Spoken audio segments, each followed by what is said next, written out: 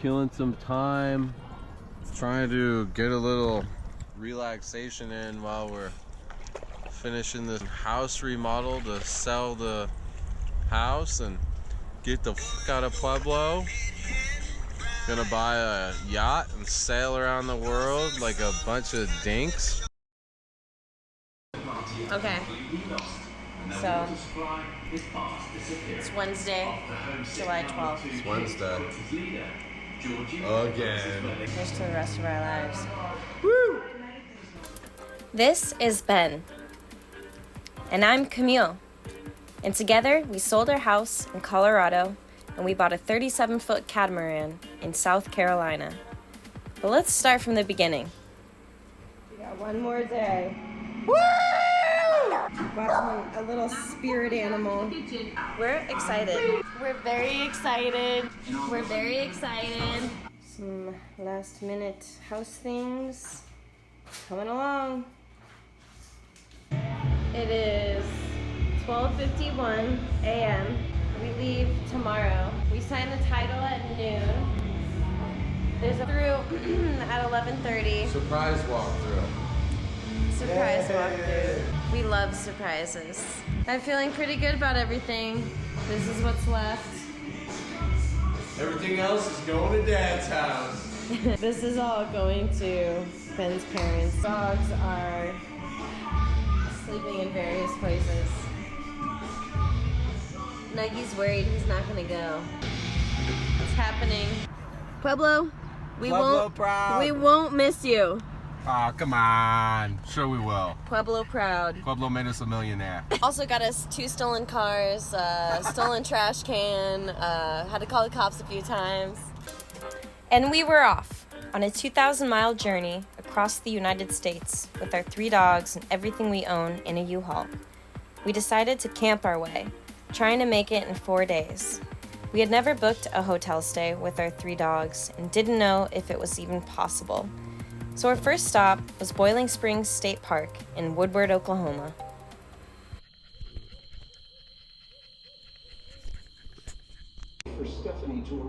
I don't even know where to start. The original plan was to camp across the United States, and we had our first campsite set for Boiling Springs State Park in Oklahoma. You know, the weather had said that it was supposed to rain, but we drove in, totally clear skies. Totally clear. I said 100% chance of rain. I don't think so. So we set up the Easy Up and put it over our tent without the fly, or if you're not familiar with camping, it's the rain guard. But it's mesh in the top of the tent, so that was gonna keep it cooler for us. So in case it did rain, we set up the Easy Up. So then we went to sleep at about midnight, and it was hot. It was really hot, but we both fell asleep. But Ben had been feeling raindrops for maybe like 30 minutes. I never slept. I hadn't fell asleep yet, I don't think. It was just like raining on my back. But it was nice, because that's how hot it was. At about 2:30, I start hearing the rain on the Easy Up. I get up and I move the Easy Up over a little bit so that it's totally over the tent. Because I'm thinking, oh, it's just gonna sprinkle a little bit, no big deal. So then, I mean, like 5 minutes after I did that, the wind started going crazy. We could hear it in the trees. Flip the Easy Up off the top. The Easy Up flies. So if this is the Easy Up, it flies sideways. It breaks, but we didn't know that till the morning. I take the top off, the fabric top off the Easy Up so that the wind wouldn't catch it anymore. But that also was our only coverage from rain over our tent. And remember, it's like mesh on the top. Okay, so then it unloads. It unloads. It is raining so hard. Never stopped. And our tent is Literally just totally never open. Stopped raining. And so then I feel bad because Ben has been driving for 6 hours. I am not driving. And like so 9 hours. Yeah, 9 hours. And so then I get up and I'm like, I got this, Ben, I got this. And I'm like trying to do the fly, the tent fly, but it's folded up and there's like lines and stuff coming off it. So I'm like messing with it. So finally I get it on backwards. So if you know anything about a tent though, if you put it on backwards, it has a spot that's kind of curved up for the door, but if it goes on backwards, it's still just dumping rain in. Wide open still. So then Ben's cot is right next to the open part of the tent, and I'm like, Ben, it's fine, I'll sleep in the cot, you sleep on the ground. He's like, how are you gonna stop the rain from coming in? So then I take the Easy Up top, that has been ripped off the Easy Up now, and I'm manually holding it up. And I say, it's fine, I'll sleep like this. I'm holding up the Easy Up. So then I wedge a dog bed, and I wedge my backpack on this Easy Up, and then I let go. And a pool of water had puddled in And I go, it. listen, that's not going to keep the rain out. I was in a puddle at that point on the floor of the tent. Actually, several puddles. And I was like, no, it's fine, it'll work. It didn't work. Here's the thing, he's usually right. I hate it. Hates it. So then this Easy Up has a huge puddle of water in it now. So then when I let go of it, thinking that it's stable, the water just dumps into my lap. And at that point, I'm like, okay, Ben, we have to get back out, and we got to figure this out. No, that's what I said. He said it. I said this has to go on correctly, otherwise, the whole tent would just fill up with water. Essentially, which it kind of did. It already had. We had puddles. The whole time we were basically naked as well at this state park campground. Yes, it was very secluded, so absolutely no one would have seen us. It was very dark. But yes, I was topless, just in some shorts, and Ben was just in his boxers. And I mean, the rain was so cold, and it was pouring. Cold shower status, like full blast cold shower. We're maneuvering this tent fly 180 degrees. So then finally we get it set so that it works as it should work, and it's on correctly. Barely. So then we both get back into our tent, into soaking wet sleeping bags. Yeah, they were wet. Soaked. And then I stuffed Mr. French into the bottom, and I cuddled Pinkman up, and then poor Grumpy just sat underneath the cot, shivering. We're pretty sure he got so scared he peed himself. Or they may have all peed themselves. I may have been the only one that didn't wet the tent. There was pee all over the tent when we woke up in the morning. The shirt I wore the next day, soaked in urine, and I just put it on. Everything I was wearing was just soaked. Everything we had on was wet. But it was so hot, I didn't even care.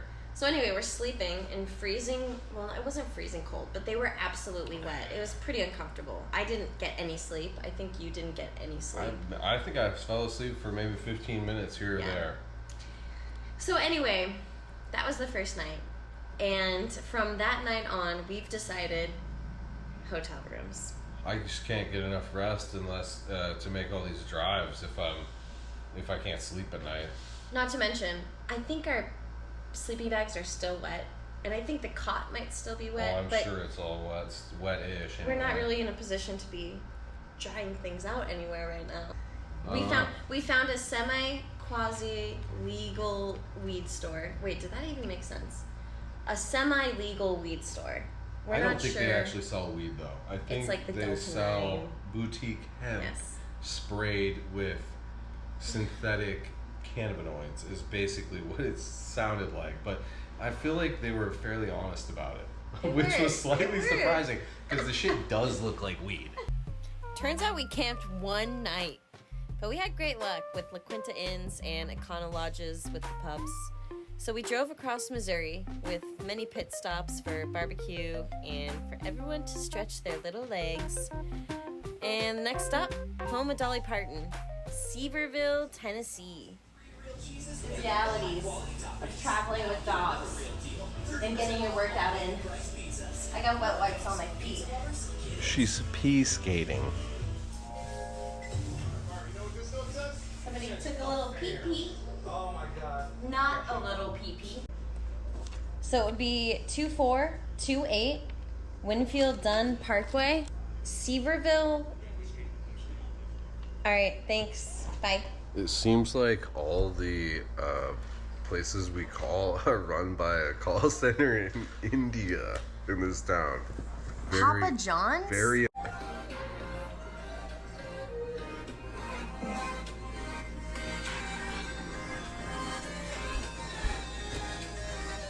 Don't hurt him. Don't hurt him. So our hotel is a half mile from the largest knife store in America. I think in the country, yeah. Largest knife store. Probably the largest knife store in the world at that point. So we're gonna stop by and get a machete. What do you think? This place is absolutely insane.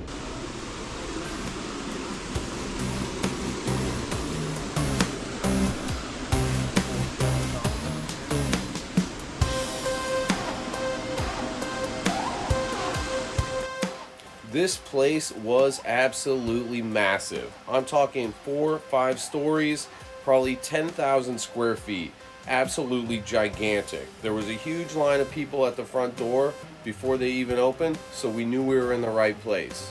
We grabbed a machete, snagged a little fillet knife, and put the pedal to the metal. We were out.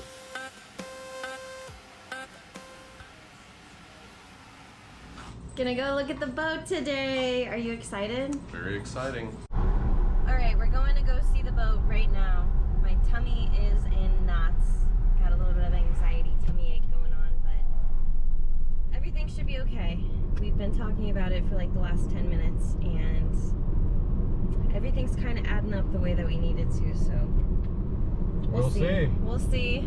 Okay, going to look at the boat now. All right, we just saw the boat, and I think it looks great. It is a nice boat. And the guy that we're buying it from is awesome. One of the coolest guys I've probably ever met. So I think it's happening. We're going back to take it for a sea trial in a handful of hours. I need a nap, and we're getting some burgers. We're hungry. Jimmy's Burger Shack strikes again.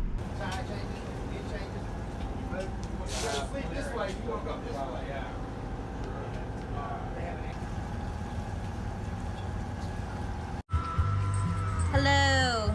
So I am officially on the boat. I am sweating. Am I gonna put this on the internet? I think I am. Here, I'll step out of the hatch.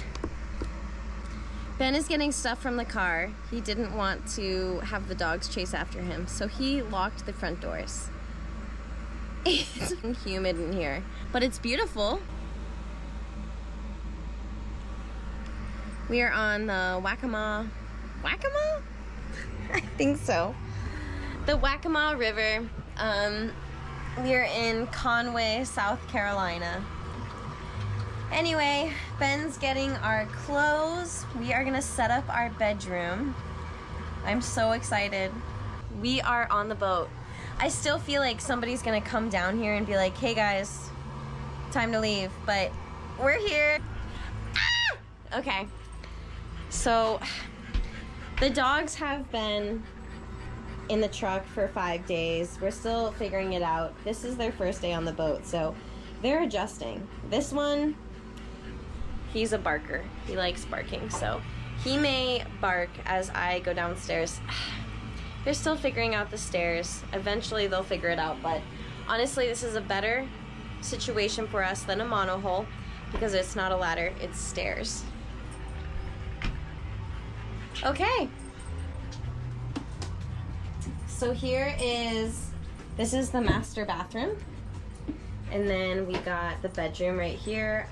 That is a fridge. Storage down here. This is actually the table for...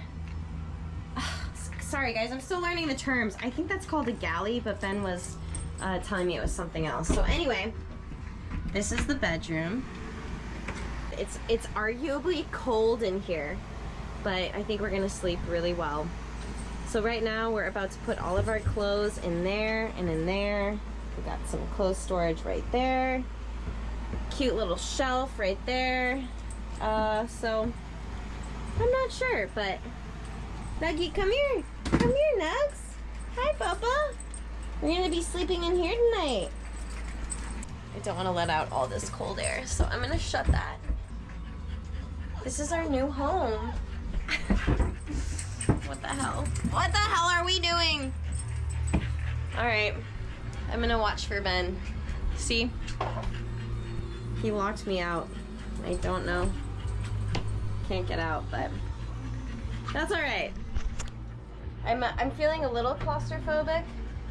I thought I saw him. But if I need to, I'm sure I can just escape out of the hatch, right? So, all right, cool, see ya. So after 2,000 miles in 6 states, we finally found our home, a Jeanneau Lagoon 37. We're super excited because we know this catamaran is basically overbuilt and very safe, very strong, and we love her. Hey everybody. we made it. We've been on the boat now for about 5 weeks.